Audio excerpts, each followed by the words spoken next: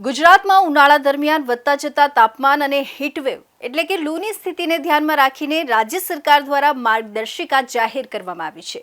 ઉનાળામાં ગરમીને ધ્યાને રાખીને હવામાન વિભાગ દ્વારા જ્યારે પણ રેડ એલર્ટ જાહેર કરવામાં આવે તે સમયગાળો માત્ર ગરમી નહીં પરંતુ સ્વાસ્થ્ય માટે એક ગંભીર ચેતવણી સમાન છે। આ કાળઝાળ ગરમીમાં તમામ વયના નાગરિકોને સુરક્ષિત રહેવા માટે માર્ગદર્શિકામાં જણાવેલા પગલાઓ અચૂક લેવા જોઈએ। હીટ વેવ દરમિયાન સામાન્ય સાવચેતીઓ: દિવસ દરમિયાન તરસ ન લાગે તો પણ 20 થી 30 મિનિટે પુષ્કળ પ્રમાણમાં પાણી પીતા રહો। પાણી ઉપરાંત છાશ, નારિયેળ પાણી અથવા લીંબુ અને વરિયાળીના શરબત જેવા કુદરતી પીણા લેતા રહો, જે શરીરમાં ઇલેક્ટ્રોલાઇટ્સ જાળવી રાખશે। હળવા રંગના સુતરાઉ અને ઢીલા કપડાં પહેરો। તાજો અને પચવામાં હળવો ખોરાક જ આહાર તરીકે લો। વધુ પડતા પ્રોટીનયુક્ત મસાલેદાર, તળેલા કે વાસી ખોરાકથી બચો।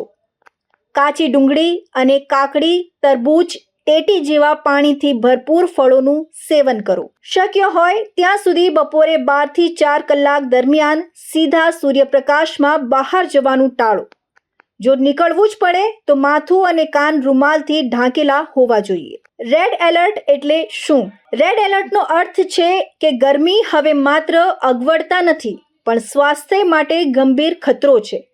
આ સમયે હીટ સ્ટ્રોકની શક્યતા સૌથી વધુ હોય છે। રેડ એલર્ટ દરમિયાન લેવાના ખાસ પગલાં: જ્યારે તાપમાન પારો 45°C ને પાર કરે અથવા અત્યંત ગંભીર સ્થિતિ હોય ત્યારે અત્યંત જરૂરી કામ વગર ઘરની બહાર ન નીકળો। દિવસમાં 2 વાર ઠંડા પાણીથી સ્નાન કરો। ઘરની બારીઓ પર પડદા રાખો અને ઘરને ઠંડુ રાખો। ORSનું દ્રાવણ ઘરે વસાવો। ડિહાઇડ્રેશનના લક્ષણો જણાય તો તુરંત તેનો ઉપયોગ શરૂ કરો। હીટ સ્ટ્રોક અથવા લૂ લાગવાના લક્ષણો: ખૂબ ઊંચો તાવ આવવો, માથામાં અસહ્ય દુખાવો અને ચક્કર આવવા, ઉબકા કે ઉલટી થવી, ત્વચા લાલ, ગરમ અને સૂકી થઈ જવી। હીટ સ્ટ્રોક અથવા લૂ લાગ્યા બાદનો પ્રાથમિક ઉપચાર: અસરગ્રસ્ત વ્યક્તિને તાત્કાલિક છાંયડામાં અથવા ઠંડી જગ્યાએ લઈ જવું। શરીર પર ઠંડા પાણીના પોતા મૂકવા।